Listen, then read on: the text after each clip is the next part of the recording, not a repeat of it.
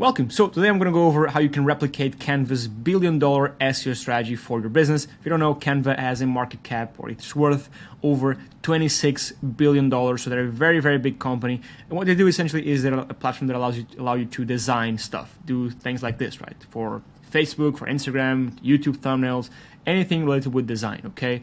And so, yeah, they're worth 26 billion. And I'm going to go over their exact SEO strategy that you can replicate for your business that allows them to get over or almost 6 million people to go to their site every single week. So it is insane the amount of traffic they get. I'm going to show you exactly how you can replicate it, which is pretty cool, that people like me and you that are not worth billions of dollars can replicate this strategy of a billion-dollar company. So essentially boils down to one thing, which is quite simple to understand, but then I want to go over actually a couple of tangible examples so you can apply it to your business. So it boils down to focusing on high buying intent keywords and satisfying the search intent of the people searching for these keywords with what we call free tools, okay? Now, this might seem like a lot, but I want to go over this sentence step by step and then show you actually the examples, okay?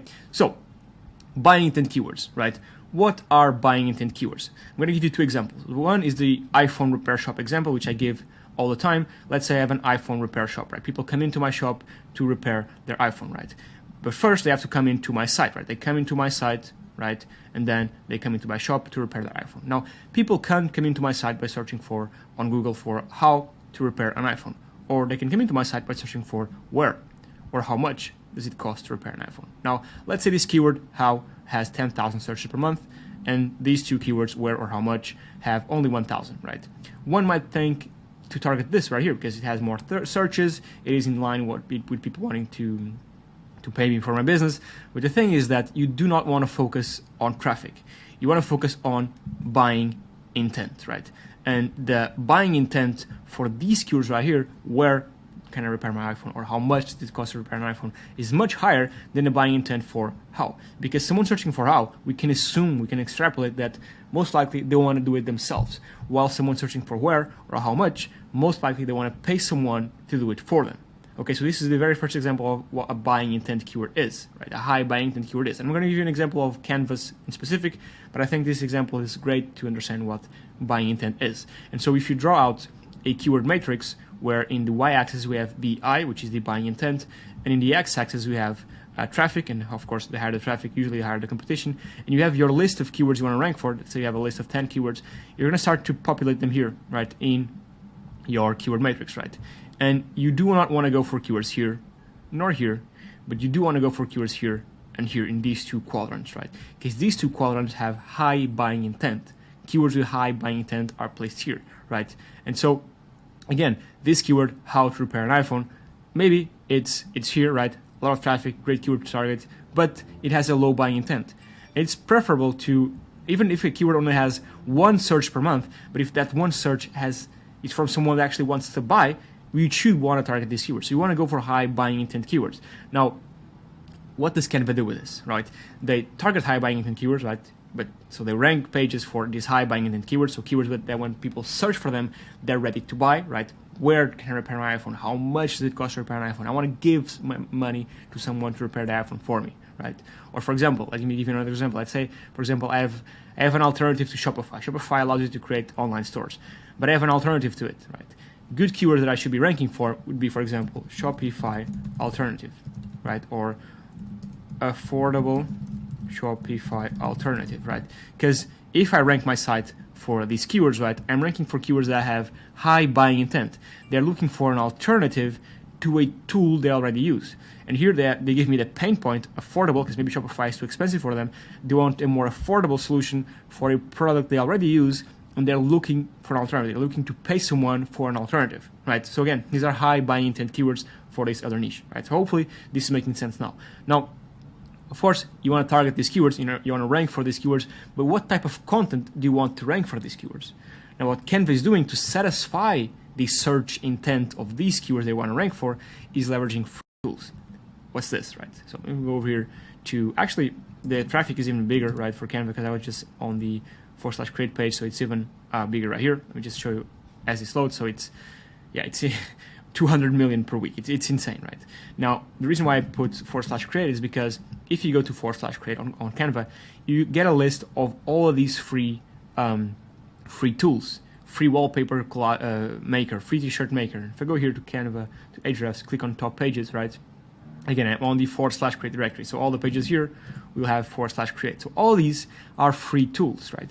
Free CV maker, free poster maker, free GIF maker, free YouTube thumbnail maker, free business card maker, free wedding invitation maker. All these are free tools, right? If you go here, I can click here and it allows me to create a custom poster made for easy Canva posters. I can click here to start designing. Of course, the way Canva makes money is because, of course, they have a paid plan as well, where you get access to more features. But they're getting the people into their business by creating a bunch of these free tools. Again, anywhere you see /create is a free tool. Look at this, 700,000 searches per month, actual people going there. GIF Maker, or I don't know, GIF Maker, 122,000 people going there every single month. So they're getting millions of traffic every single month for these free tools, right? For all these free tools, right?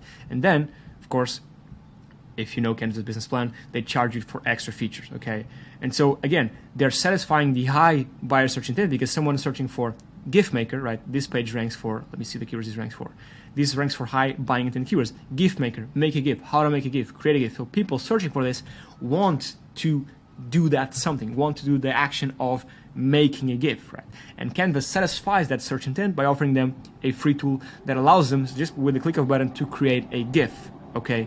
And so again, they're satisfying this search intent with, in this case, not just a regular blog post, for example, not a regular blog post in the sense that if you were a Shopify alternative, maybe you do a blog post with alternative, going over why you're better, comparisons, what they do, what you do, you versus them, and then people will read through it and then make their choice to buy your product instead of theirs, right? This is a great way to satisfy the search intent with a blog page. Now again, what Canva is doing is they're satisfying the search intent with free tool pages. And that's why they're worth $26 billion, because they get a ton of traffic to all these free pages that then some of this traffic, I don't know what percent, converts into paying users. So that's it. That's what they're doing. And you can literally apply this to your own business, right? What I just told you can do the same. And it's what we're doing to our business at the moment, but you can apply this to your business, right? If you have a software, do alternative pages, do comparison pages, right? Again, take this, think about it critical, and think about how you can apply this to your own business, because again, nowadays, everyone can do this. It's just a matter of trying hard. And by the way, if you want to give a go at our AI software, it's called Journalist AI. It allows you to generate AI-based content and automatically publish to your site. Not just some random type of AI content. I mean, it allows you to produce content that's tailored to your brand, using your own brand's mannerisms, your brand's tone of voice, your brand's, it's brand tailored content with featured images as you see here. These ones are generated with AI. Proper tables of contents, proper content structuring with in-article images, in-article links, even in-article videos that are relevant to what the content is about. So all this is done with AI. As you see, links here and there, and you can just click a button to post it straight to your site, or I can keep on skimming through these ones that I generated. Click post to my site one by one. I can just click here, publish all, and all 6 will be published to my site. It says integration because it can be published to most of the big CMSs like WordPress, Shopify, Ghost, Wix, Webflow, Blogger, or you can leverage API or external APIs. And on top of that, if you go here to Autoblogs, you can create a new Autoblog, and that automatically generates however many articles you want and posts them to your site every month, weekday, 12 or 6 hours.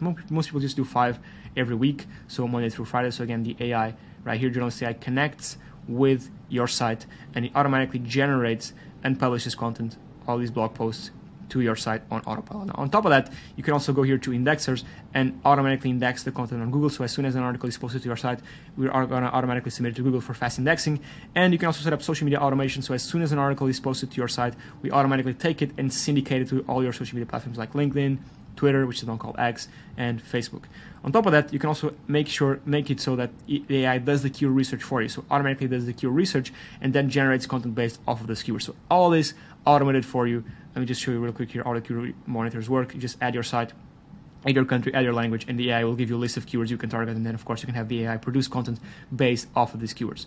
So yeah, that's it. The thing about AI is that you can do all of this, right? You can write the article, you can do the keyword research, you can add images, you can add videos, you can add internal links, you can add external links, you can post it to your site, you can post it to social media, all of it manually. You can go up the steps manually, or you can just use AI to do and get up the stairs faster. Again, you can reach the same endpoint, which is the success right here, the end goal, but with AI, you do it and reach the top faster. And again, the AI I'm talking about is Journalist AI, but you can use any AI if you want. So yeah, that's it. That's the video.